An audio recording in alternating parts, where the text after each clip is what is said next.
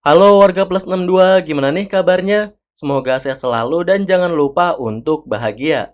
Pada video kali ini gue bakal menceritakan sebuah film asal Korea yang berjudul Chilling Romance. Sesuai judulnya, maka dalam film ini kita akan menyaksikan sebuah romansa yang mengerikan, di mana karakter utama wanitanya tidak dapat berinteraksi dengan orang lain, karena semua yang berada di dekatnya pasti akan celaka. Lalu bagaimanakah dia menghadapi hidupnya dan apakah akan ada orang yang mau menerima dirinya?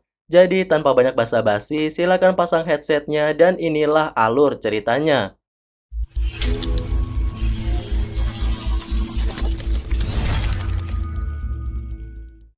Pertemuan Jugu dengan seorang wanita misterius menjadi awal dimulainya film ini. Peristiwa tersebut terjadi ketika Jugu sedang mengadakan pertunjukan di pinggir jalan. Pria yang saat itu berprofesi sebagai pesulap amatir berhasil menarik atensi semua penonton yang hadir, terkecuali sosok wanita misterius yang tidak menunjukkan ekspresi apapun. Bahkan ketika pertunjukan usai, wanita ini segera meninggalkan lokasi tanpa memberikan tepuk tangannya. Tingkahnya itulah yang kemudian menarik rasa penasaran pada diri Jugu. Hingga akhirnya pesulap amatir ini mengikutinya dan terbesit ide untuk merekrutnya ke dalam sulap hantu yang dirancangnya.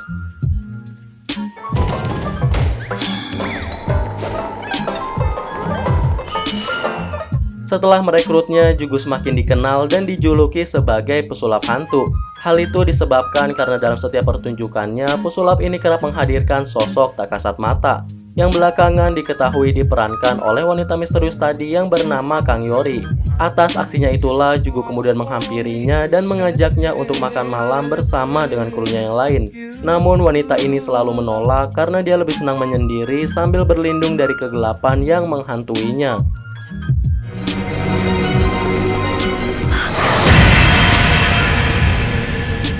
Pada suatu hari, Kang Yori begitu kesal karena Jugu memaksanya untuk ikut berkumpul bersama dengan yang lain. Padahal dirinya sudah punya agenda yang akan dikerjakan ketika berada di rumah.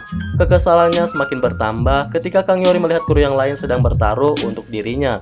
Maka dari itu, for the first time, dia memutuskan untuk menyanggupi ajakan Jugu. Kendati demikian, Kang Yori memperingatkan apabila dia punya kebiasaan buruk ketika sedang mabuk. Hal itulah yang menjadi petaka bagi Jugu karena di hadapan orang banyak, wanita ini menyampaikan seluruh isi pikirannya. 인생에 쓴맛 알아? 더운 맛 알아? Keesokan harinya, Kang Yori menelpon Jugu karena dia merasa begitu bersalah. Wanita ini meminta maaf atas perkataan yang diucapkan pada malam sebelumnya. Selain itu, dia juga berniat mengganti baju yang telah dirusakannya. Meskipun begitu, Jugu tampaknya tidak terlalu mempermasalahkan tentang baju. Yang dia tekankan hanyalah bahwa dirinya tidak seperti yang gadis ini pikirkan. Dan di akhir percakapan, tiba-tiba Jugu mendengar suara aneh dari seberang telepon, yang tentunya menimbulkan rasa penasaran bagi dirinya.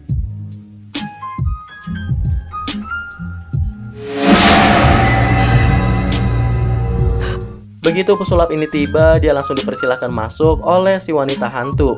Di sini mereka saling melontarkan basa-basi sampai pada akhirnya muncul sosok misterius yang mengejutkan mereka berdua. Karena tidak ingin fakta yang sebenarnya diketahui, Kang Yori secara refleks mengatakan bahwa bocah itu adalah anak tetangga. Mendengar hal itu, Jugo berniat untuk sedikit mengisengi bocah bermuka pucat tersebut. Namun tanpa disangka, justru dirinya lah yang terkejut begitu melihat kecepatan berlari yang dimiliki bocah tadi. 완전 빨라. 어? 진짜 빠르다. 뭐야 쟤? Pada malam harinya, tanpa diduga, bocah bermuka pucat ini menyempatkan diri untuk singgah ke rumah Jugu. Tentunya dengan cara yang tidak biasa. Di sini, Jugu akhirnya menyadari bahwa bocah tadi bukanlah manusia. Oleh sebab itu, dia segera menelpon Kang Yori dan meminta bantuannya untuk mengusir hantu tersebut. Sembari dirinya menunggu di luar rumah sambil menahan ketakutan yang tengah dirasakannya.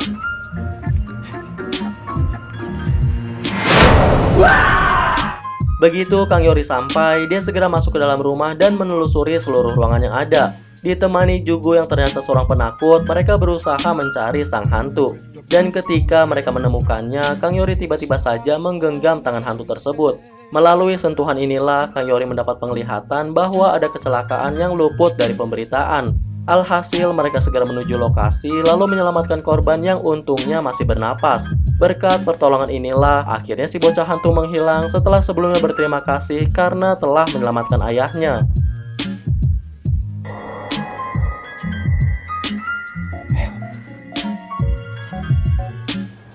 고등학교 때 내가 잠시 죽었었대요.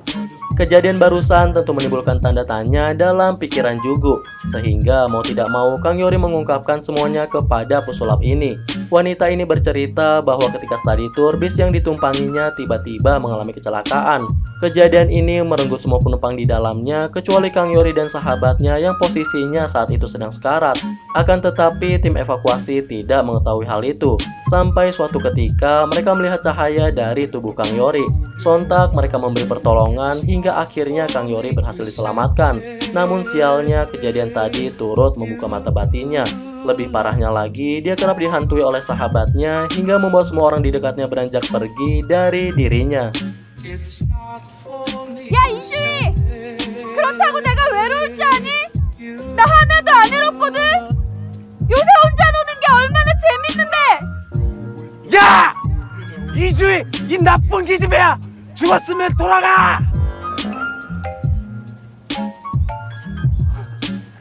그러다 오면 어쩌려고요?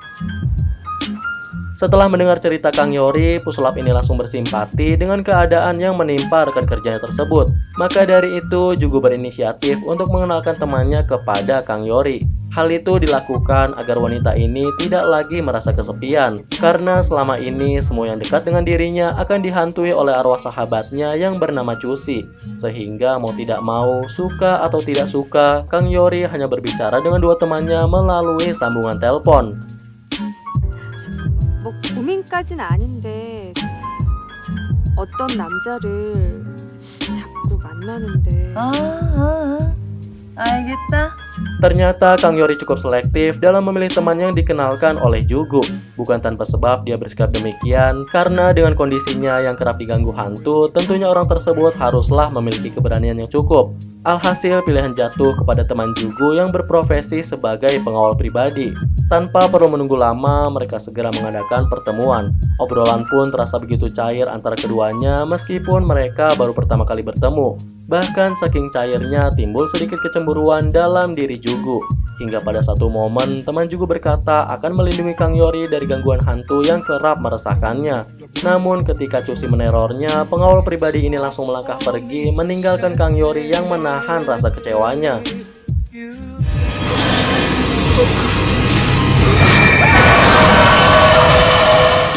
괜찮아요? 오지 마요. Jugu menyaksikan sendiri sikap pengecut yang dilakukan temannya tersebut, sehingga tanpa pikir panjang dia menghibur Kang Yori yang sedang dalam titik terberatnya. Berbagai upaya dilakukan, mulai dari membelikannya makan hingga menuruti keinginan Kang Yori yang menyuruhnya memukul bola. Meski tak ada satupun yang kena, tapi Jugu bahagia karena tawa kembali menghiasi wajah gadis tersebut. Sampai pada suatu malam, Cusi menghampiri mereka yang tentunya untuk menjauhkan Jugu dari kehidupan Kang Yori. Walau begitu, Jugu berusaha tegar karena dia tidak ingin mengecewakan gadis yang berada di sebelahnya. Berkat keteguhannya tersebut, Cusi kemudian pergi dan meninggalkan keduanya di dalam tenda kecil yang menyelimuti mereka berdua. 잘 자요. 네. 안녕히 주무세요. Meski pacar Jugu tidak mempermasalahkan kejadian yang disaksikannya, namun Kang Yori tetap tahu diri dan menghilang dari kehidupan Jugu. Dia melakukan hal itu karena tidak ingin mengganggu hubungan mereka yang telah berlangsung lama. Sementara di tempat lain, Jugu tampaknya telah berpindah hati, akan tetapi dari mulutnya tidak terucap satu kata pun. Oleh sebab itu, pacarnya lah yang harus berlapang dada, dan dia pun memutuskan untuk merelakan kekasihnya pergi, supaya pria ini bisa berfokus mengejar cinta yang diciptakannya. 형 보고 싶어. Begitu hubungan dengan pacarnya kandas, Jugu yang masih bimbang kemudian menelpon Kang Yori. Dia berencana untuk mengajaknya bertemu di sebuah pertunjukan sulap. Disinilah Cusi kembali menunjukkan dirinya untuk menyebar teror seperti yang biasa dia lakukan. Akibat tindakannya itu, seluruh penonton menjadi ketakutan. Sebelum akhirnya situasi itu berubah menjadi sorak gembira ketika pesulap ini memamerkan kemampuannya.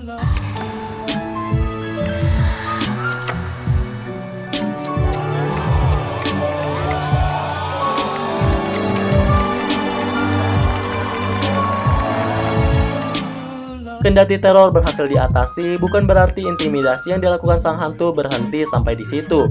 Karena begitu Jugo mengutarakan perasaannya, berbagai peristiwa aneh kerap datang menghampiri dirinya. Mulai dari alat berat yang mendadak lepas kendali ataupun papan reklame yang hampir menimpa dirinya.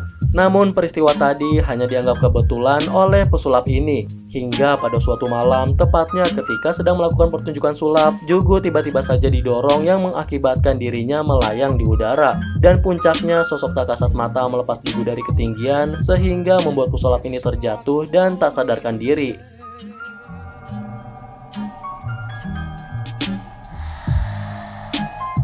Selepas peristiwa naas yang menimpa kekasihnya, Kang Yori tiba-tiba mengingat tentang masa lalunya. Diceritakan ketika tengah study tour, Kang Yori meminta kepada sahabatnya untuk meminjamkan kalung yang sedang dia kenakan. Awalnya Cusi tidak mengizinkannya karena neneknya melarang untuk melepas kalung tersebut.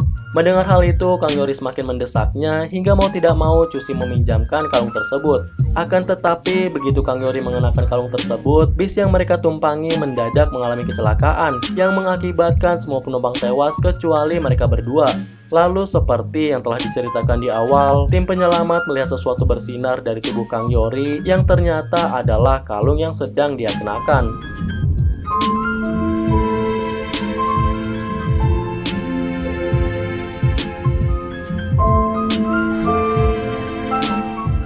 Kejadian di masa lalu tersebut ternyata adalah penyebab Cusi menghantui gadis ini.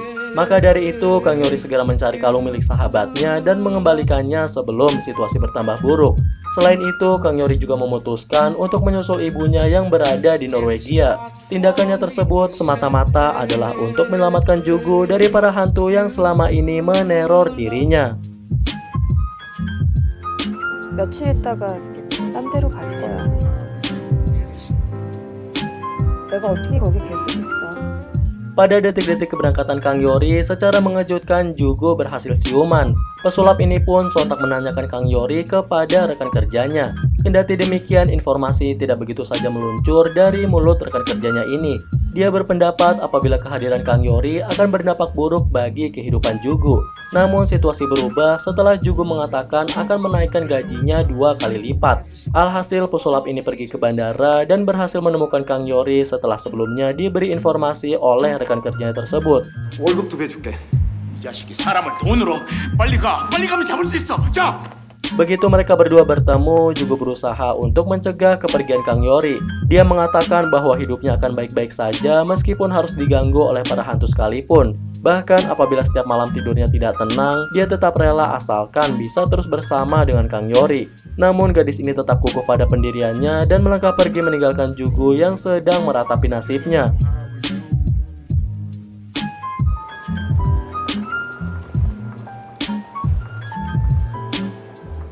Saat di pesawat, entah bagaimana, Cusi tiba-tiba saja telah berada di kursi paling belakang. Meski tanpa tiket, tapi sang pramugari tetap memberikan pelayanan terbaik untuk penumpang gelap ini. Selain itu, kehadiran Cusi juga turut menyebabkan gangguan pada pesawat yang ditumpangi Kang Yori. Akibatnya, penerbangan dibatalkan dan dengan rasa malunya, gadis ini diam-diam keluar dari gerbang kedatangan, yang tentu saja langsung ketahuan oleh kekasihnya. Karena itulah, Kang Yori mengurungkan niatnya untuk pergi dan bersedia menghabiskan seluruh hidupnya ditemani kekasihnya tersebut. Bersamaan dengan itu, film pun ditutup sambil diperlihatkan sosok Cusi yang sudah tidak menyimpan dendam karena kalungnya telah berhasil dikembalikan.